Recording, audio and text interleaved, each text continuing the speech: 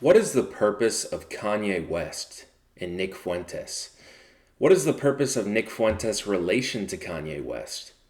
The purpose of Kanye West is to ask the question, can you separate an artist from his art? Kanye is a pretty awful guy. I think he deserved to be left by Kim, as he would not be a good husband or father. But his music is revolutionary. We all know this. If you can get people to like you through music, despite you in truth being an awful person, then you can change culture in the absence of truth or societal standards of morality. Then it becomes clear that art can be used as a political tool. Nick Fuentes understood the problem in our culture to be left-wing culture. All mainstream media was controlled by the left, and they used it to redefine the truth and redefine what behavior is acceptable. This absolutely has an effect on your everyday life. So Nick Fuentes and I decided to go all in on culture, because that's what matters most. We seized back the culture, Elon bought Twitter, we won the culture war through independent media, we voted for Trump because he broke the culture. We voted for Trump because he broke the culture. We simply voted for him because it pisses off woke progressives, and that will never not be hilarious. The purpose of Trump and Nick Fuentes and Kanye was to redefine what's acceptable to say, an acceptable way to behave, by taking the brunt of the hatred for the boundaries they pushed. They gave place for normies and MAGA followers to behave differently, to walk around differently. They did so through art and comedy. Funny reels of Trump, charisma, aura, memes, music, this is all art. If you can get someone to laugh at a joke, they are recognizing an aspect of true collective consciousness. Now it just becomes, what are we willing to excuse because they are funny?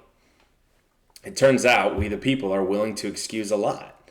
And Nick Fuentes and Trump just have to raise the stakes of how funny they are in order to push what's acceptable and push people's understanding of the truth.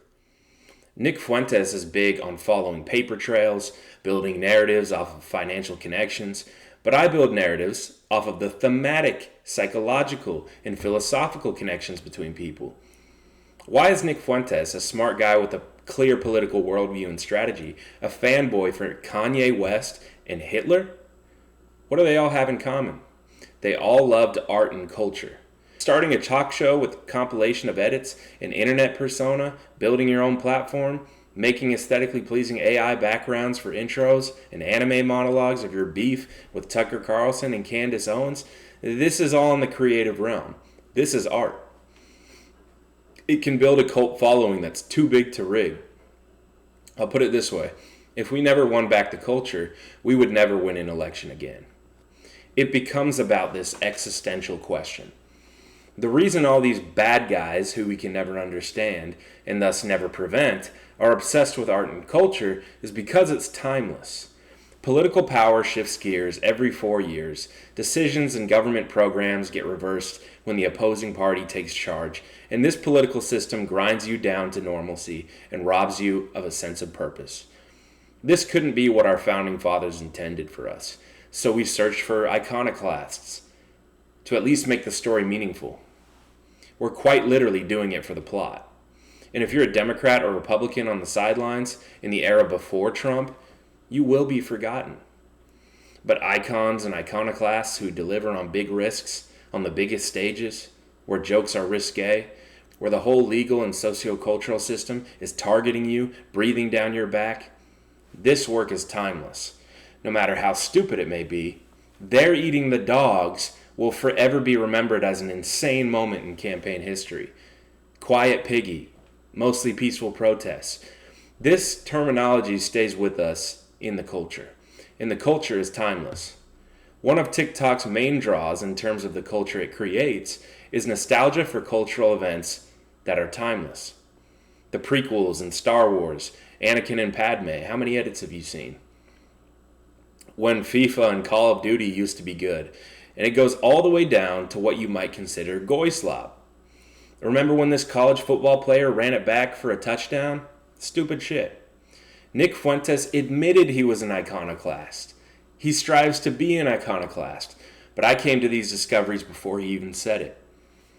Trump's role in all of this is to fight the left, to demonstrate how they violate societal standards of morality. even more so than us, even though they are the ones who champion them.